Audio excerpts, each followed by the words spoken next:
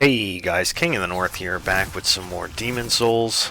Last episode, we started and cleared out, I want to say, probably the first half of the Prison of Hope here, and got to the Ballista. This episode, we will push through this area and take on the boss for this zone. Before we do that, I am going to do the trick for getting past this Ballista. You don't have to do this, it's for a hidden achievement, but I'll just show that it's pretty easy to accomplish. You just want to roll when those shots are coming at you.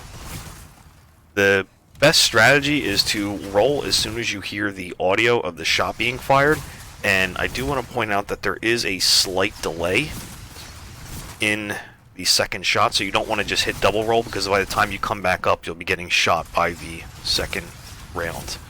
So I'm going to do this real quick.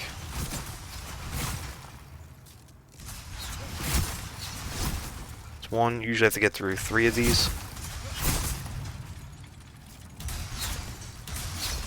Keep in mind that once you get closer, you do have to roll a little bit sooner.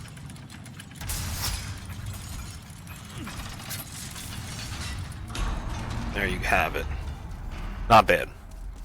Go back here and pick up this stuff on the bridge. There is a ring, yeah, Clever Rat's Ring. That ring will increase attack power when your HP is below 30%. So if you ever see people jumping off small cliffs to lower their health, usually what they're trying to trying to do is proc that effect. So from here you can go behind the Ballista and do any business that we have coming up here, but the Wardens Key we picked up at the end of the last episode, excuse me, you cannot enter the Warden's area from behind the Ballista. You can only access it through the 2 locked doors. I tried this on another file and could not get into that area. So this is door number 1 and door number 2. This is the area that we picked up the floor 1 key right here. There are 2 squid base enemies over here, so you do want to be careful of that.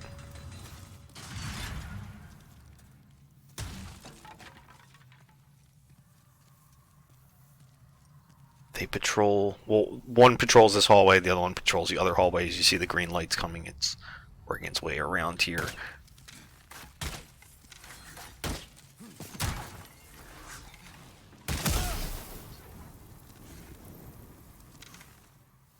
Can't walk and hold the bow, I keep forgetting that.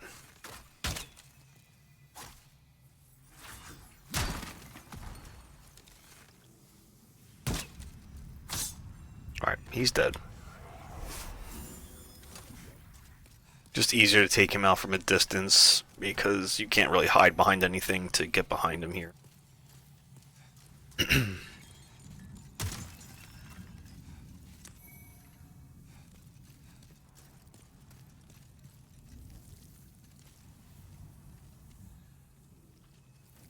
Where is the other one? The other one's, yeah, he's just now coming back. So as soon as this one turns around to go back down this hallway again, or the other hallway, I'm going to try and get a backstab in. There we go.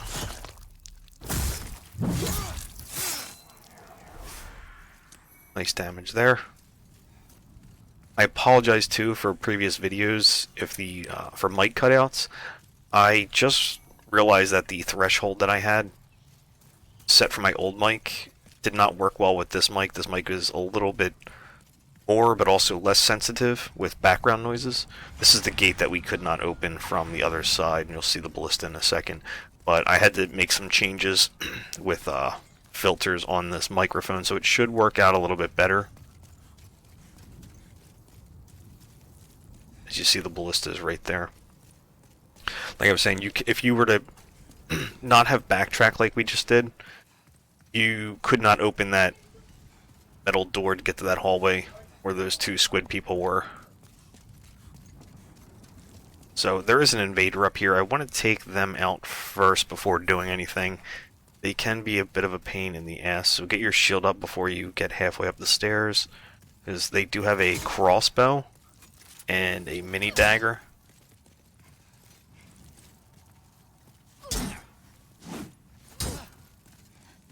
You do want to be careful here because this person can apply Plague with all of their hits.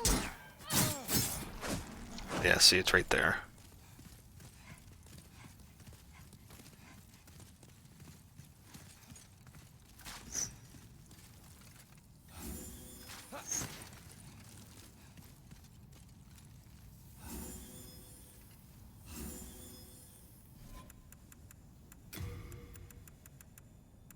Counteracts poison.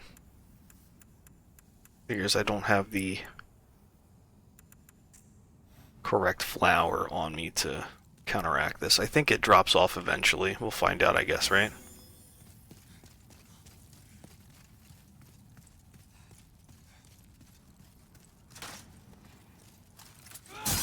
This enemy's tough. That's why I was trying to get the parries off.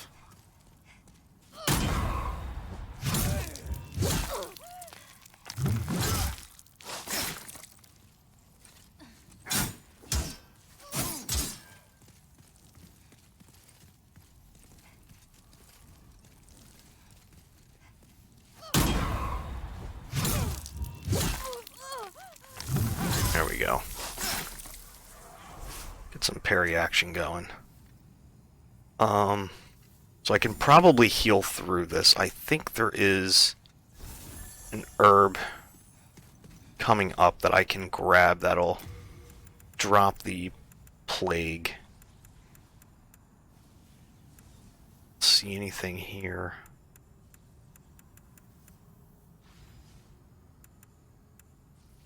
I don't think it's the same thing as poison. I'll give it a try.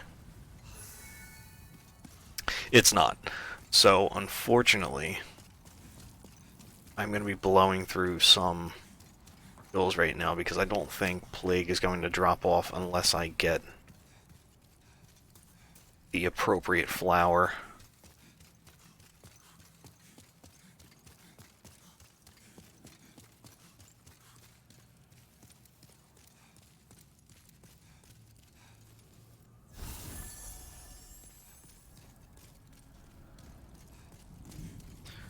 There's a flower up here that you can drop down to grab. I want to say that this is probably your best bet.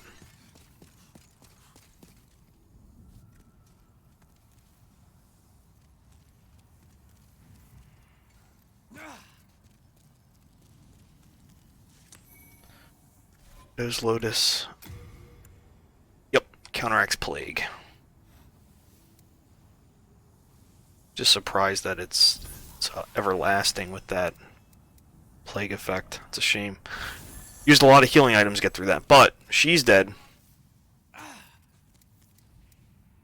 We're not doing bad on items. Not the end of the world. I don't think we have to worry about plague anymore, so I'll put that back on the bar.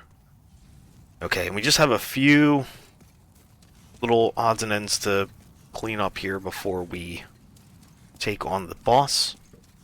8 minutes, we're not doing bad. Time.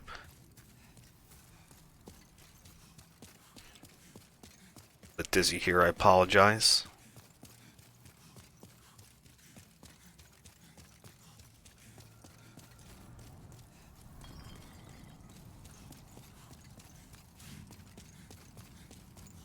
A lot of running.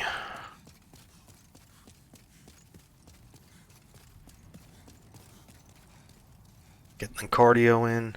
Fortunately, we have to run down the other hallway too, across from us.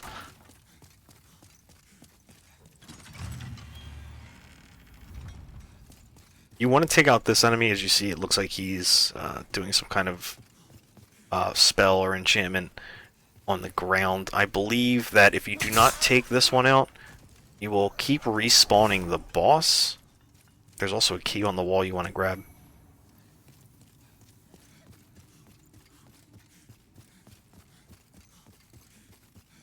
Run all the way back down.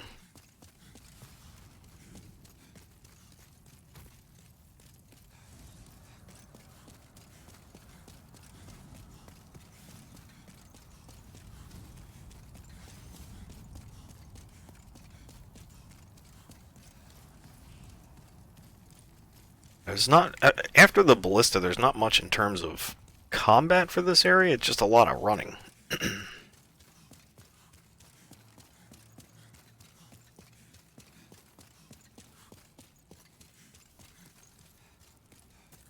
Okay, that's the false door or whatever.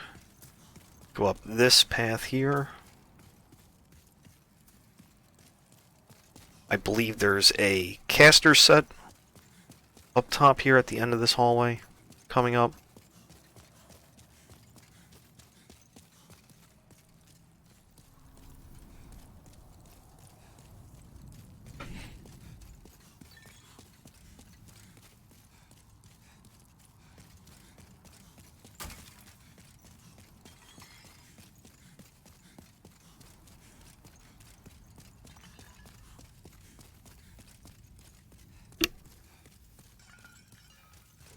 Finally.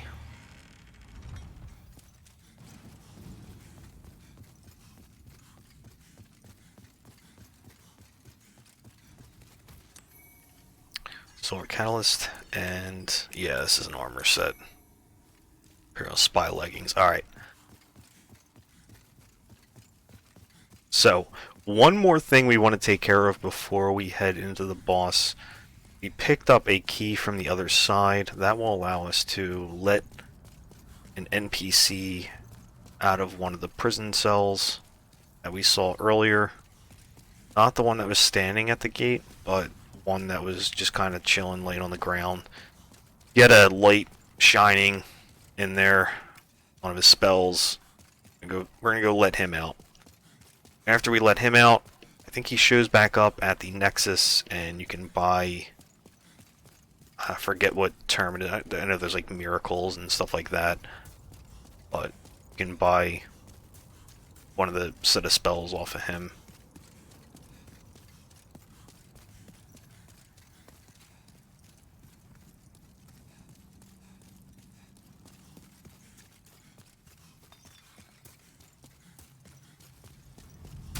You want to take care of this now, because if you don't, after you beat the boss, you're kind of warped to another area, so you'd have to head back to the Nexus, pop back up at the first idol, and then run all the way back here, where this guy was right near the Wardens area. Magnificent. I never expected I might escape alive. My name is Frick. I am known as a sage. I thought to claim a demon's soul or two for the sake of my magic. But just look at me now. I have been enfeebled by my long imprisonment. But I can still move my legs, and I can make it back to the Nexus. I thank the stars that my confinement lasts no longer. I owe you my life. Okay. I have been enfeebled, but I can still move. So he's gonna head back to the Nexus. Now, we fight the boss for this area.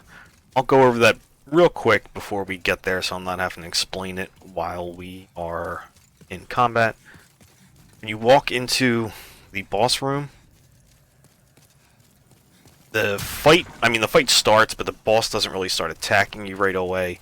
There are a few ads, or they're not even ads, they're just like regular enemies standing around in the room. You kind of want to take those out first, because if you don't, they'll become a problem after phasing the boss after its first phase. So you want to kill them. You'll see me do that. I'll be rolling through some chairs also to try and clear that way, so they're not an obstacle for me later on. But first phase starts, and at the very back of the room, the boss is there. She can shoot soul arrows at you, and there's also traps on the ground. But you hit her a few times, and then she teleports to another part of the room. She spawns a bunch of images of herself, or copies.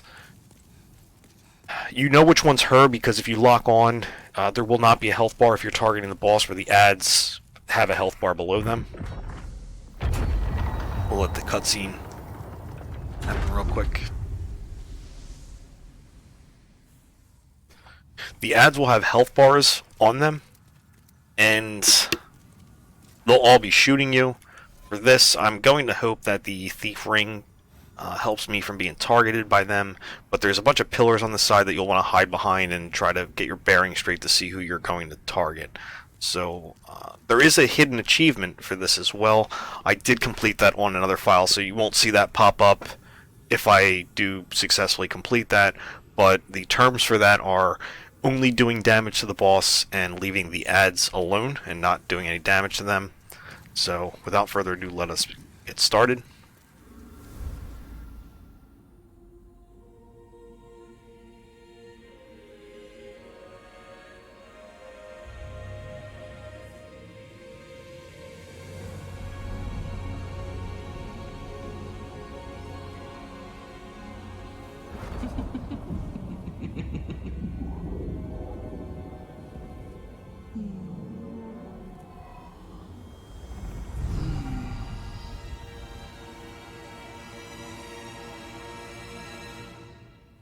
Comes on down. She's like, oh, you want to buy some essential oils? Alright. That's what I meant by roll through these chairs. These will only get in your way later on. There's also 2 pickups in this room. Not this corner, but the other back corner. There is an item, and there's also an item behind the altar behind her.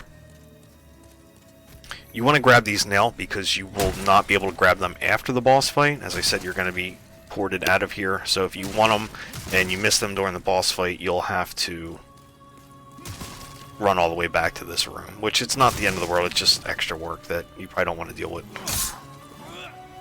There's 3. So there's another corpse here that has something on it. I just want to top off here. About halfway through the room, she will start shooting soul arrows. Said there's also runes on the ground that will trap you.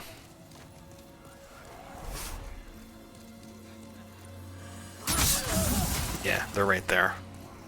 Anyway, I think I'm going to take this guy out with an arrow. I'd rather just kind of approach her and take her out, or start doing damage on her, and not have to worry about fighting him and have her run away. So I'm going to apply a pine resin, or flame, whatever it is, the actual real term is for it. I'm going to go two-handed here, and just start getting shots in. Alright, now I can't hit her anymore, so I'm going to grab this, and there's the ads. I'm going to assume that she's probably the furthest one away. Yeah.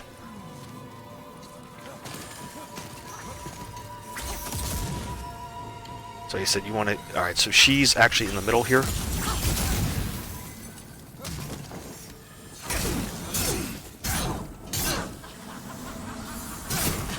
Oh, I actually got trapped here. Roll out. And that's the boss again. So I got lucky with spawn placement there. Sometimes she can pop up in the back of the room, but it's not hard. You just run along the perimeter of the room, hide behind the pillars, and you'll have very little trouble.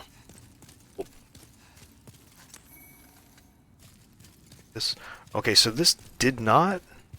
Oh, it's probably once I approach the altar. So that's why if you don't grab the item behind the altar, you'll miss out on it. Yeah.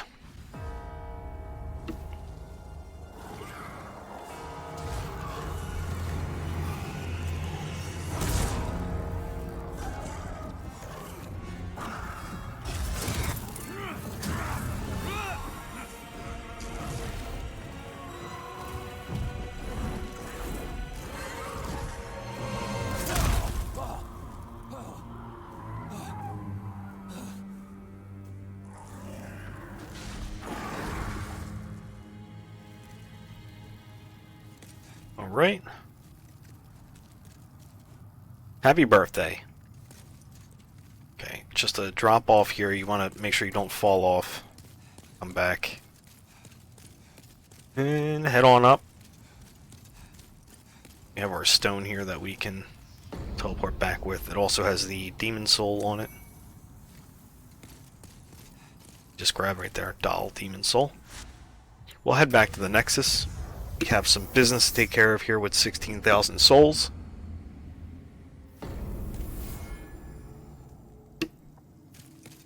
Thou seekest the power, then touch the demon. Touch the demon inside of her. Let's get to... Soul of the lost, withdrawn from its vessel. So one level will give us +2. Alright, that's good. I'll take that. And I'll take some Dorans, I think. I might pop a couple souls off camera to get that last level, because 4,000 is a little bit more than I'd like to be running around with. Also, here is the knight from the world 1.1 and 1.2 that we helped out. Before the Blight, Boletaria was a grand kingdom. The king, his knights, and his subjects were modest and plain, but also steadfast and compassionate. I have spent much time in my studies in the cultured countries of the south, yet no country holds my heart as does Boletaria. But look at what has become of us now. I refuse to believe that this is what Father wished for our great land.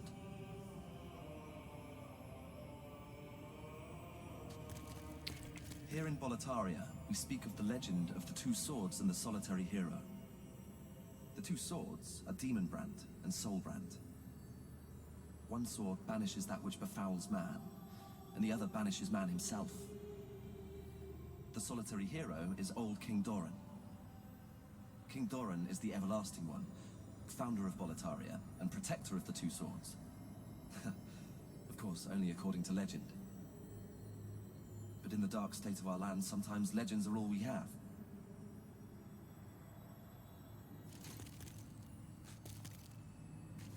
King Alant led Boletaria with a round table of the bravest knights. The noble twin Fangs, Valifax and Bjor. Alfred, the Tower Knight, Metas, the Penetrator, and the brave tribesman Longbow Ulan and his fearsome legions. But today, Boletaria is an abysmal mess. Valifax was lost, and Bjor slipped through the fissure, never to be heard from again. All the rest, along with Boletaria, are either devoured by the fog or fallen afoul of the demons. The Boletarian knights are no longer. But perhaps our age will see the rise of new heroes, such as yourself. I believe that's probably... Perhaps our age will see the rise. Yes, that's the end of his dialogue. And to preserve the world's tendency, we will take an intentional death here.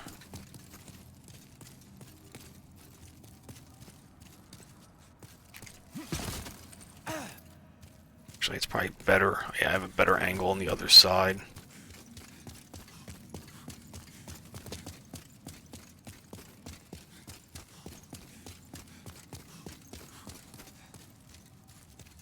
Sure I don't hit anybody when I jump down. Familiar from over here. Roll. There we go. Alright. Sure I grab those souls.